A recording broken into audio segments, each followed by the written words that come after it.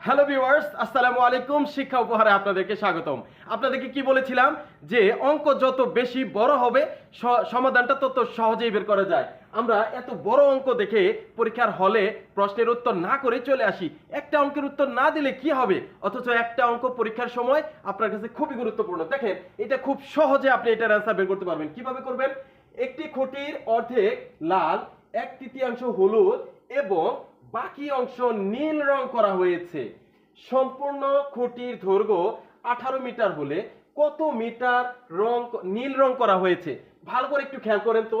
এখানে অর্ধেক যে লাল করেছে, অর্ধেক মানে কি? অর্ধেক মানে হচ্ছে 2 ভাগের 1 ভাগ, 2 ভাগের 1 ভাগ হচ্ছে অর্ধেক। আচ্ছা, আবার আসেন, 1/3 মানে কি? 1/3 মানে হচ্ছে 3 ভাগের 1 ভাগ। কয় ভাগ? 3 ভাগের 1 ভাগ হলুদ রং করা হয়েছে। বাকি অংশ নীল রং করা হয়েছে। বাকি অংশ কি? নীল রং করা হয়েছে। সম্পূর্ণ খুঁটির দৈর্ঘ্য যদি দেওয়া থাকে, সম্পূর্ণ খুঁটির দৈর্ঘ্য যদি আপনার কাছে দেওয়া থাকে, আপনি কিভাবে এটাকে সহজ পদ্ধতিতে করতে পারেন একটু ভালো করে খেয়াল করেন। জীবনে আর ভুল হবে না ইনশাআল্লাহ। দেখেন কি করবেন। এখানে অর্ধেকের হর কত দেওয়া আছে? 2। এখানে 1/3 হর কত দেওয়া আছে? 3।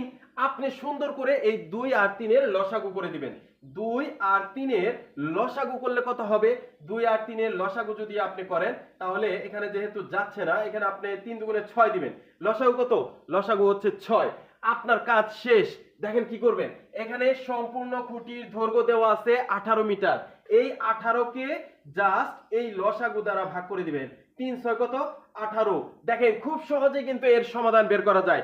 বিশ্বাস করেন, মানে 5 সেকেন্ডের ভিতরে আপনি এটা সঠিক সমাধান বের করতে পারবেন যদি একটু ভালো করে মনোযোগ দেন। যদি ক্লাসটা ভালো লেগে থাকে অবশ্যই একটা লাইক করবেন, কমেন্ট করবেন এবং সাবস্ক্রাইব করে আমার চ্যানেলের পাশে থাকবেন। সকলকে অসংখ্য ধন্যবাদ।